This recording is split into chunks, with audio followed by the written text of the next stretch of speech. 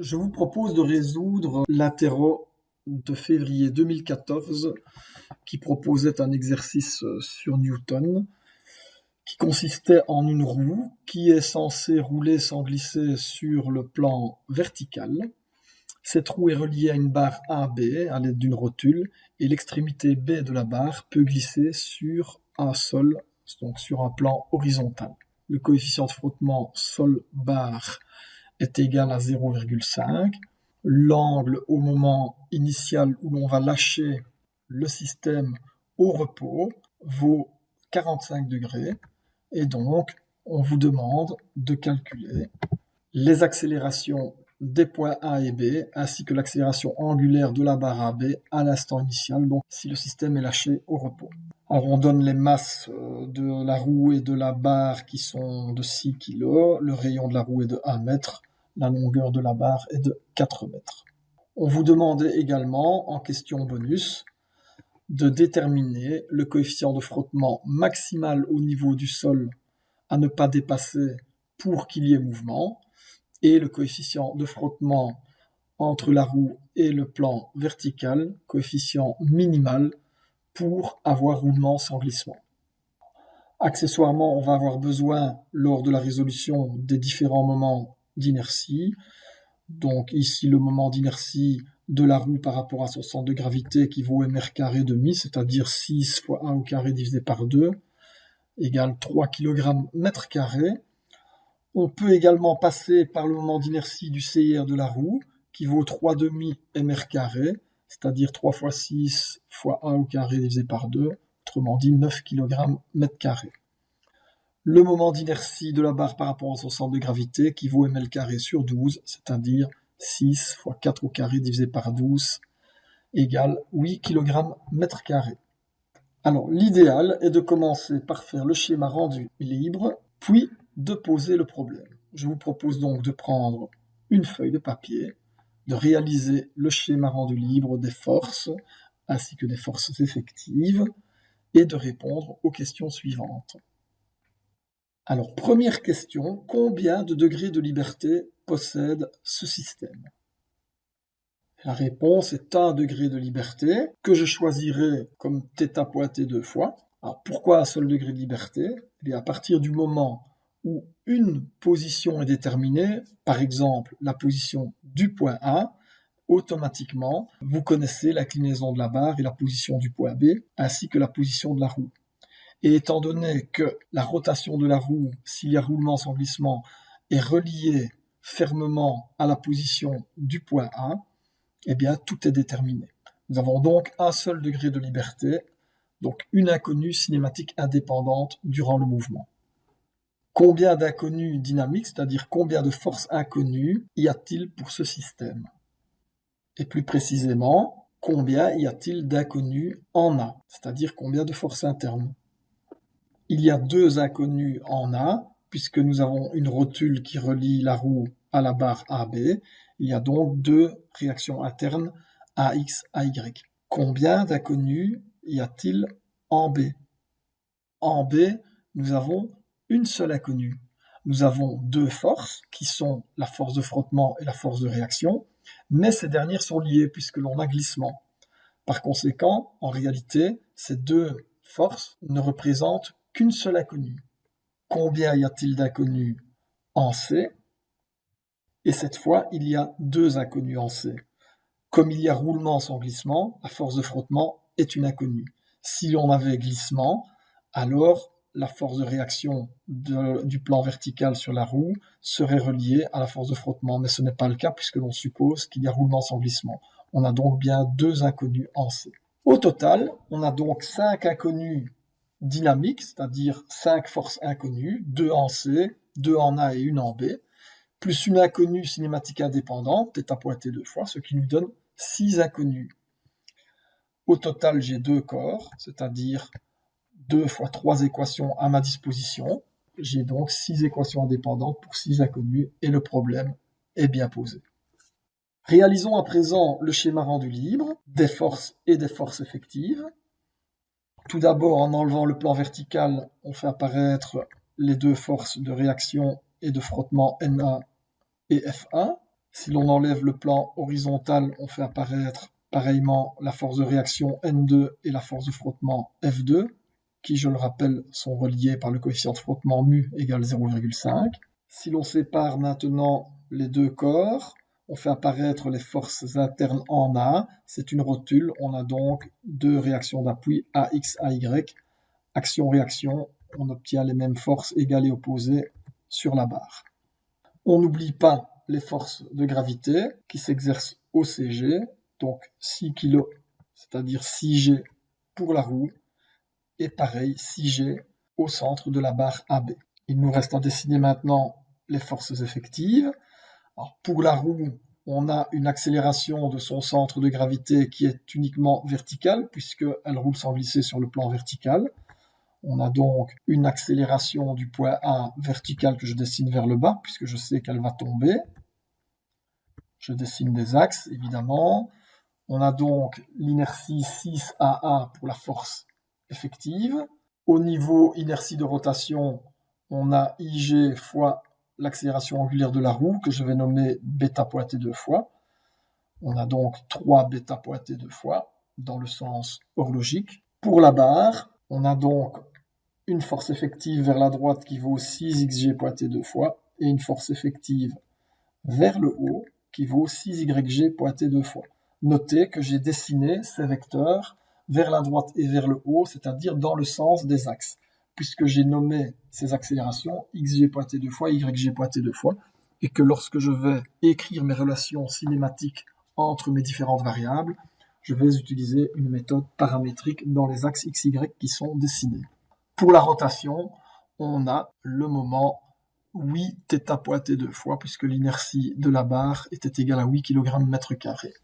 Alors avec ces schémas rendus libres, on voit clairement que dans les équations de Newton vont apparaître les différentes variables cinématiques, l'accélération du point A, l'accélération angulaire de la roue bêta pointé 2 fois, les accélérations horizontales et verticales du centre de gravité de la barre, xg pointé 2 fois, yg pointé 2 fois, et l'accélération angulaire de la barre, θ pointé 2 fois.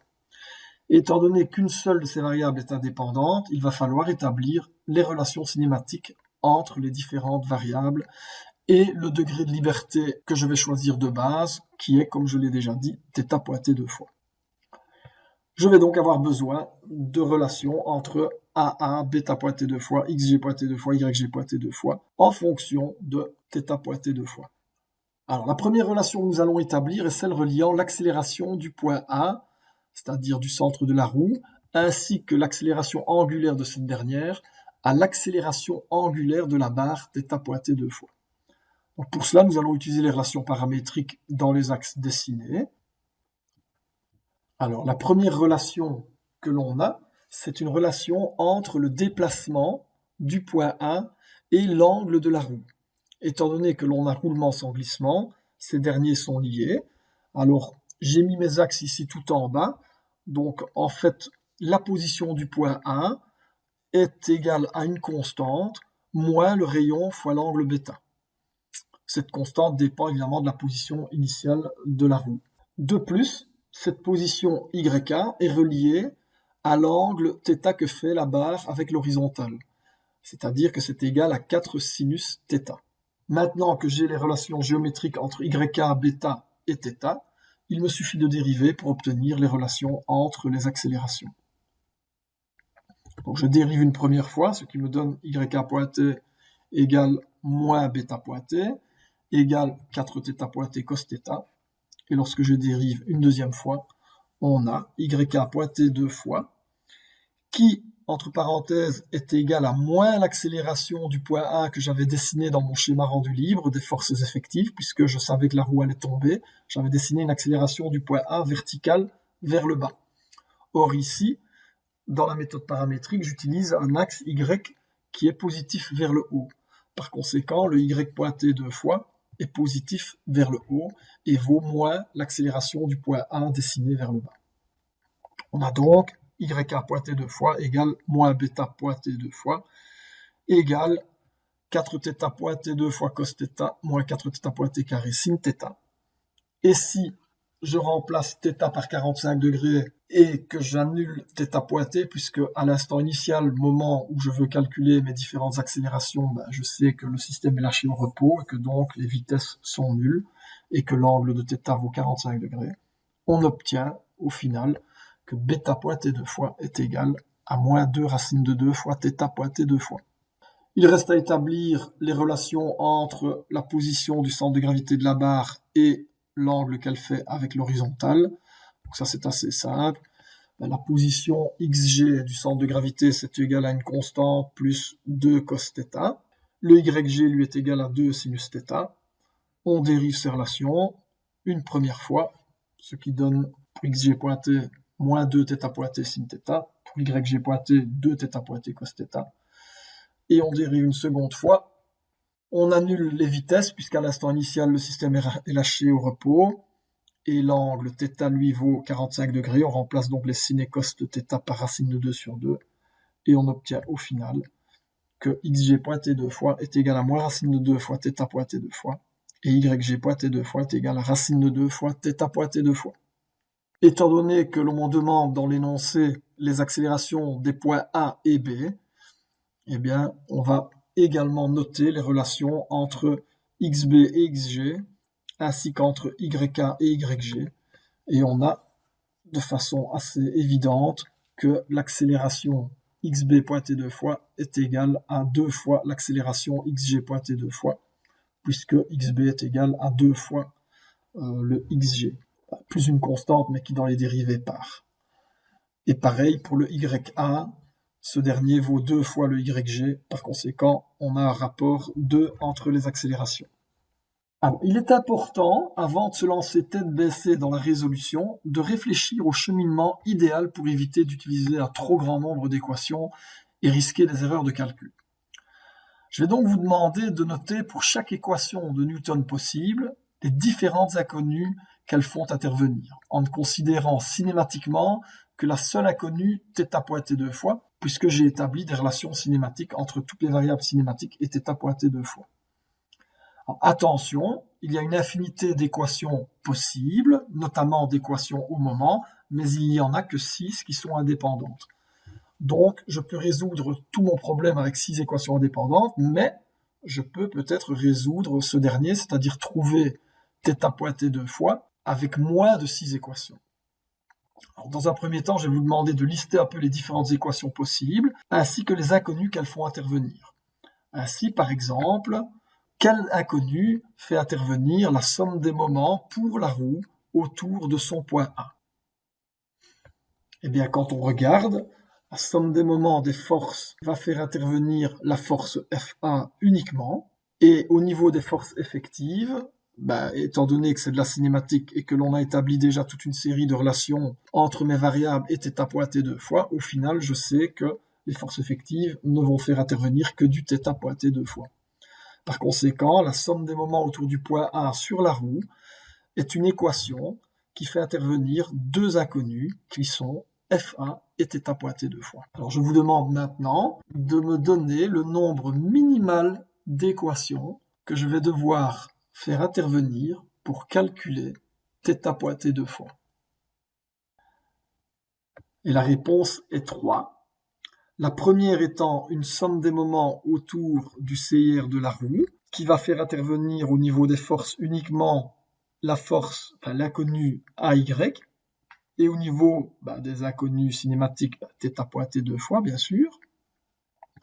La seconde équation est une somme des moments autour du point A pour la barre, qui va ne faire intervenir comme inconnue que les forces N2, F2, mais qui représentent une seule inconnue, que je vais nommer N2, puisque F2 est égal à mu N.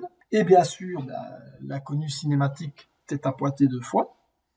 Et enfin, une dernière, qui est la somme des forces verticales, qui fait intervenir uniquement la force AY et la force N2, ainsi que la variable cinématique θ pointé 2 fois.